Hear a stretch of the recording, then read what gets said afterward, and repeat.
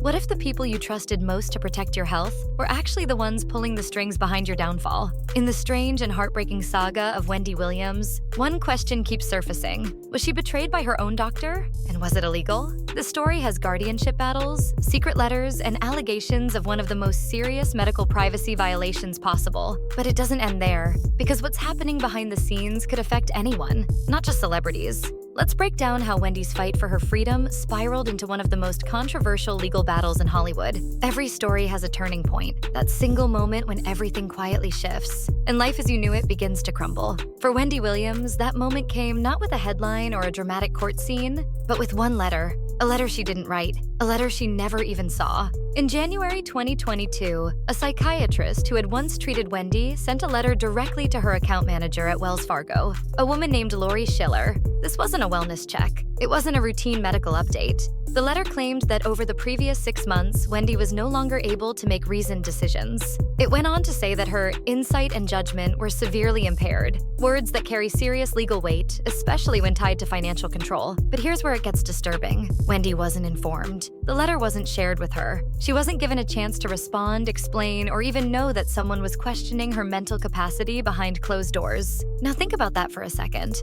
Imagine someone in your life, a person you once trusted, quietly contacting your bank, saying you're not fit to handle your own money. No medical exam that you're aware of. No notice, no warning, just a private conversation between your former doctor and your financial institution. A conversation that could cost you your freedom. For Wendy, that letter wasn't just a piece of paper. It was the spark that lit the match, the document that set everything in motion toward a court-appointed guardianship. And the worst part? It happened without her consent, and possibly without following the law. Because sharing private medical information like that without permission? That's not just unethical. It may be illegal, but how did it come to this? And why was this letter enough to freeze the life and the finances of a woman who had built an empire? The answers start to unfold in the next chapter of Wendy's fight for control. The letter had been sent. The damage was already done. But Wendy Williams had no idea just how quickly the walls were closing in around her. Shortly after that psychiatrist's letter landed on Lori Schiller's desk at Wells Fargo, the bank took drastic action. They froze Wendy's accounts completely. No access to her own money. No warning. No chance to argue her case. The reason they gave? They believed Wendy was the victim of financial exploitation and undue influence. In other words, they claimed she was being manipulated, that someone close to her was pulling the strings and steering her finances toward disaster. But here's the catch. These weren't vague suspicions. These were claims backed by that one letter. The letter alleging that Wendy wasn't capable of making sound decisions on her own.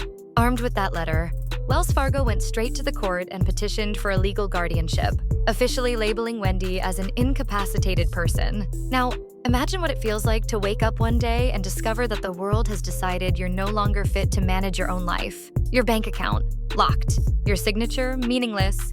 Your freedom hanging in the balance. At first, Wendy didn't fight the decision. In fact, she agreed to the guardianship. Why? Because she believed the system was there to protect her. She thought the arrangement would serve as a safeguard, a barrier between her hard-earned fortune and the people who might try to take advantage of her. She wanted to believe that the courts were looking out for her best interests. But what Wendy didn't know at the time was how much control that guardianship would actually strip away. It wasn't just about blocking bad actors from her bank accounts. It was about controlling nearly every aspect of her life. The guardian would decide how her money was spent. The guardian would decide what medical care she received. The guardian would even have a say in her day-to-day choices. Over time, what was meant to be a protective measure started to feel like a trap. The freedom she once had to make decisions about her health, her career, and her finances was slipping further and further out of reach. And as Wendy began to question the motives of the people around her, the lawyers, the doctors, the financial managers, one thing became painfully clear. This wasn't about protection anymore. This was about power. But the letter wasn't the only red flag. What came next raised even bigger questions about how far these players were willing to go to keep Wendy under control. As the guardianship took hold and Wendy's life was placed under someone else's control, fans, legal experts, and everyday viewers started asking the same question. How did this all begin? And was it even legal? Because while the courts pointed to that psychiatrist's letter as the smoking gun, the way that letter was handled raised serious red flags. Remember, this wasn't a letter shared directly with Wendy. It wasn't part of a formal court evaluation where she had a chance to respond or provide her own medical input. It was quietly sent behind the scenes to her account manager at Wells Fargo. And Wendy, the patient, was left completely in the dark. For anyone familiar with medical law, this kind of behind-the-scenes disclosure immediately sets off alarm bells. In the United States, the Health Insurance Portability and Accountability Act, better known as HIPAA, is supposed to protect sensitive health information. Under HIPAA, your private medical details can't be shared with just anyone. Not your coworkers, not your neighbor, and definitely not your bank. Unless the patient gives written consent, a doctor isn't allowed to hand over confidential health information to a third party, even if that third party is managing your finances.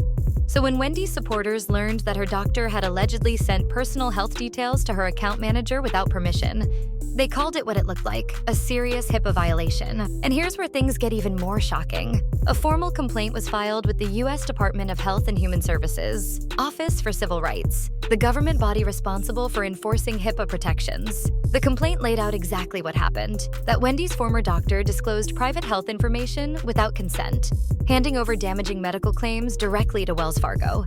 This wasn't speculation. It wasn't hearsay. It was written down, documented, and submitted to federal authorities. But instead of accountability, what followed was silence. Despite the serious nature of the complaint, despite the clear allegations of breaking one of the most important medical privacy laws on the books, the doctor reportedly faced no disciplinary action, no suspension, no investigation made public, no consequences at all. How is that possible? How could a doctor release personal medical details that sparked a full guardianship and walk away untouched? And if this could happen to someone with Wendy Williams' platform and resources, what does that say about the system meant to protect the rest of us? As these questions swirl, the situation only gets more complicated, because the deeper you look into who sent that letter, the murkier the story becomes. The letter was bad enough.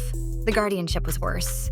But when Wendy Williams finally learned about the letter, the one that kicked off the entire chain of events, she dropped a bombshell of her own. In one of her emotional public statements, Wendy called out the psychiatrist by name. But she didn't just say he was wrong. She claimed something even more damning. He wasn't even her doctor anymore when he sent that letter. Let that sink in for a moment. According to Wendy, the psychiatrist who reported that she was unable to make reasoned decisions wasn't her current physician. In fact, she said she had already fired him. If true, that detail takes this story from questionable to potentially criminal. Because here's the thing. Doctors aren't just expected to keep your medical details private. Their credibility depends on their direct involvement with your care. If this psychiatrist was no longer treating Wendy at the time he wrote that letter, then what was the basis for his claims? Had he even examined her recently? Had he conducted the proper clinical evaluations, the mental status exams, the cognitive testing, the risk assessments that such a serious accusation would normally require? The answer, according to Wendy and her camp, is no.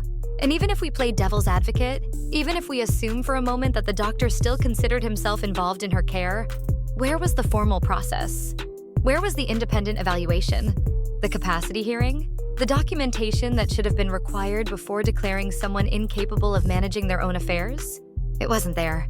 What we had instead was one letter, one opinion, sent privately to a financial manager, not to a medical board, not to a court-appointed evaluator, and certainly not to Wendy herself.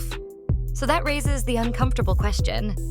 If the proper steps weren't followed, why was this letter taken so seriously?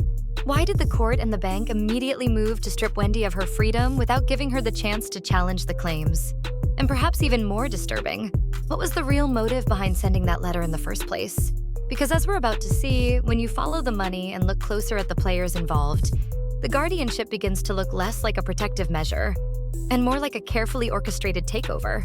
For Wendy Williams, the damage wasn't just emotional, it was financial.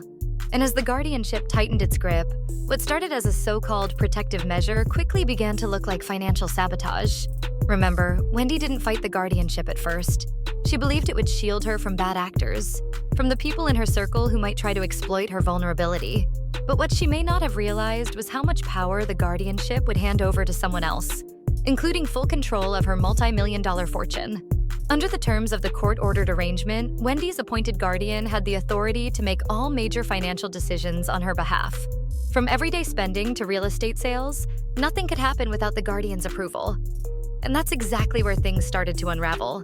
In the 2 years after the guardianship was put in place, Wendy's financial situation didn't stabilize. It got worse.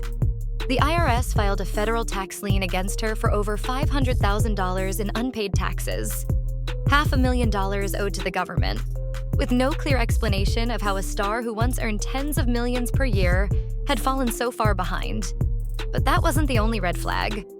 Wendy's dream New York City penthouse, a luxury property she had long considered one of her greatest achievements, was sold off by The Guardian. And not just sold at a loss. How does someone with Wendy's level of fame, resources, and financial history end up losing big on a prime Manhattan property? Why was the home sold below its value instead of being leveraged to help pay off debts in a way that made sense? Wendy didn't get to make that call. The Guardian did. And as these decisions piled up, one thing became painfully clear to Wendy and her supporters. This wasn't about protecting her assets anymore. This was about controlling them. The same control that was supposed to keep her safe was now being used to chip away at everything she'd built over decades in the public eye. The woman known for her sharp wit and business savvy was now locked out of her own financial life, watching helplessly as decisions were made without her input and against her will. But the deeper you dig into Wendy's finances, the more disturbing the picture becomes. Because the people making these decisions weren't strangers. They were insiders. Individuals who had been close to her for years. And as the truth started to come out, it seemed that money wasn't the only thing at stake. What happens when the people you trust to protect you are the very ones helping to tear you down? The next part of this story exposes just how tangled and toxic Wendy's inner circle may have been. By now, one thing was obvious. The guardianship had given someone else the keys to Wendy Williams' life. But the bigger question was, who really benefited from locking Wendy out of her own affairs? Because as the money drained and the restrictions piled up, more disturbing details started to surface. And the spotlight wasn't just on the Guardian or the doctor, it was on Wendy's own inner circle. One name that kept coming up was Bernie Young, Wendy's former manager. Now, Bernie wasn't just a background player. He had been involved in Wendy's career for years, someone she once trusted to handle her business affairs. But according to reports, Bernie may have played a much bigger role in how this guardianship came to be. Back in early 2022, the U.S. Sun reported that Bernie Young had used Wendy's own American Express card to pay a $10,000 retainer fee to powerhouse law firm Abrams Fensterman, LLP, the same firm that helped initiate the guardianship process against her. Yes, you heard that right. Wendy's own money was allegedly used to fund the legal effort that stripped her of her rights. And that was just the beginning. Insiders claim that Bernie wasn't working alone. He reportedly had the backing of Wendy's production company, Debmar Mercury, and may have even been allowed to sit in on Wendy's private therapy sessions. These were sessions with doctors selected not by Wendy, but by Bernie and the production team, doctors who were involved in evaluating her mental state. Just pause for a moment and think about how invasive that is. Imagine sitting in a therapy session, one of the most vulnerable spaces in your life, and the person managing your career, the same person rumored to be plotting against you, is right there in the room, hearing everything, watching everything. But the allegations didn't stop there. The Guardian did. Reports claim that someone from Wendy's own family had granted the permissions that allowed Bernie to be involved at such an intimate level. This family member, acting as Wendy's medical proxy, allegedly allowed Bernie to have final say over critical decisions about Wendy's healthcare. This meant that while Wendy's public image showed her cracking under the pressure, the people who should have been supporting her were instead tightening their grip. Adding to the chaos, there were rumors swirling about Bernie having to turn himself in, possibly facing legal trouble of his own tied to these decisions. While no public arrest records have been confirmed, the mere existence of these accusations painted a damning picture. If these reports are true, then the guardianship wasn't just about Wendy's health or her safety. It was about control, about power. And at the center of it all were people she once trusted, people who may have been positioning themselves to benefit from her downfall. The more you look at the details, the more the guardianship begins to feel like a carefully laid trap, one that Wendy is now desperately trying to escape. But if the system around her was stacked from the start, how does she even begin to fight back? That battle begins with questioning the very diagnosis that helped keep her locked in place. If you're going to take away someone's freedom, you'd better have the proof to back it up. The kind of proof that's undeniable, clinical, thorough, and by the book. In Wendy Williams' case, the so-called proof came in 2023, when her team announced that she had been diagnosed with primary progressive aphasia and frontal temporal dementia, two devastating conditions that impact speech, memory, and cognitive function. The diagnosis was serious, frightening even, and it was immediately used to justify keeping the guardianship in place. But Wendy? She wasn't buying it. From the moment the news broke, Wendy pushed back hard. She refused to simply accept the label of incapacitated. She challenged the process, questioning not only the diagnosis itself, but also the people behind it. Her argument was simple but powerful. Who conducted these evaluations, and can they be trusted? Because here's the thing about guardianships, especially high-profile ones like this. The courts often rely on expert opinions from doctors who are handpicked by lawyers, guardians, or even the judge overseeing the case. And when those doctors have ties to the very people benefiting from the arrangement, well, how independent is that evaluation really? Wendy wasn't about to sit quietly while others decided her fate behind closed doors. She demanded a third-party, independent medical evaluation, one with no connections to the guardian, the judge, or anyone involved in the case. An unbiased assessment, free from influence or backroom deals. Because in a system where power often speaks louder than facts, Wendy understood one critical thing. If she had any chance of regaining control over her life, it started with the truth about her health. And here's what makes this fight even more heartbreaking. The Guardian, Sabrina Morrissey, and her legal team have publicly stated they believe Wendy's conditions are not only real, they're permanent. In their eyes, there's no road back for Wendy. No possibility that she could manage her own affairs again. They've painted a picture of someone so far gone that even an independent evaluation, in their minds, would confirm the same outcome. But Wendy refuses to give up. She continues to challenge the narrative, pushing for answers, for transparency, and for a fair chance to prove her capacity. Because whether or not the diagnosis holds up under real scrutiny, one thing remains true. No one deserves to have their fate decided without a voice in the process. But as Wendy fights for clarity about her diagnosis, an even darker problem begins to emerge. Because what happens when the person being protected isn't even told the full truth about their own medical care? If you take away someone's freedom, the least you owe them is the truth. But in Wendy Williams' case, even that may have been denied. As if the guardianship, the financial control, and the disputed diagnosis weren't enough, Wendy revealed something even more disturbing. She wasn't just being shut out of her bank accounts, she was being shut out of her own health decisions. In an emotional report shared by TMZ, Wendy claimed that her doctors and guardian were keeping her in the dark about something as basic and critical as her medication. She noticed a simple but terrifying change. A nurse brought her a different color pill for her thyroid condition, tied to her long-standing battle with Graves' disease. But when she asked about it, why the medication had changed, what it was, whether her thyroid condition was improving or getting worse, she says she got no answers. Not from the nurse, not from her doctor, not from her guardian. Think about that for a moment. Imagine someone handing you a pill, telling you to take it but refusing to explain what it is or why your treatment plan has been altered. No information, no choice, no agency over your own body. Wendy described how she tried, repeatedly, to reach out to both her medical team and her guardian, demanding clarity.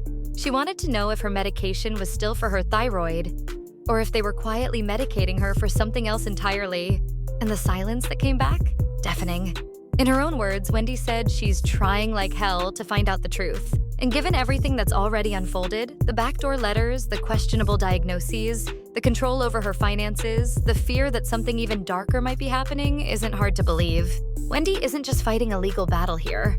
She's fighting to keep ownership of herself. Because when your body is no longer your own, when your questions go unanswered, and when the people holding the power won't even look you in the eye, that's not protection. That's imprisonment. And for Wendy, the stakes couldn't be higher. The story of her guardianship is about more than contracts, paperwork, and court orders. It's about dignity. It's about freedom. And as Wendy's battle continues, one question refuses to go away. Who's really looking out for Wendy Williams? At the center of this heartbreaking story is a woman who built an empire, only to find herself trapped inside a system that claimed to protect her, while quietly pulling her life apart piece by piece. The headlines tell one version: a star under guardianship because of health concerns. But the deeper you look, the more the cracks start to show. A psychiatrist sends a private letter, possibly without consent, possibly without authority, to a financial institution. That letter sparks a chain reaction. Frozen bank accounts, a court-ordered guardianship, and total loss of control over Wendy's money, her career, even her medical care. The same people who once worked for her, now positioned as the ones deciding what she can and can't do. And at every turn, when Wendy pushes back, when she demands answers, the door keeps slamming shut. How was the letter allowed to hold so much power without a formal evaluation? Why wasn't Wendy consulted before life-altering decisions were made? Why did the doctor, allegedly no longer her physician, have the ability to make claims that upended her entire world? Most importantly, How is it legal for someone to be denied not just their money, but their right to basic medical information about their own body? Because that's the terrifying part of this story. It isn't just about Wendy Williams. This is about a system that can quietly strip away your autonomy if the right people say the right words behind closed doors. And if it can happen to someone with Wendy's fame, fortune, and platform, it can happen to anyone. Wendy's fight isn't just for her money, it's for her freedom. Her right to know what's happening to her body. Her right to decide who gets to speak for her. Her right to choose who she lets in and who she keeps out. And while the court proceedings remain sealed and the battle continues behind the scenes, one thing remains crystal clear. Wendy Williams is not done fighting, not for herself, and not for the truth. What do you think about the way Wendy's situation has been handled? Do you believe the system truly had her best interests at heart, or was this a calculated move by the people around her? Drop your thoughts in the comments below. And if you found this breakdown eye-opening, be sure to like, subscribe, and hit the bell so you won't miss what happens next in this ongoing story.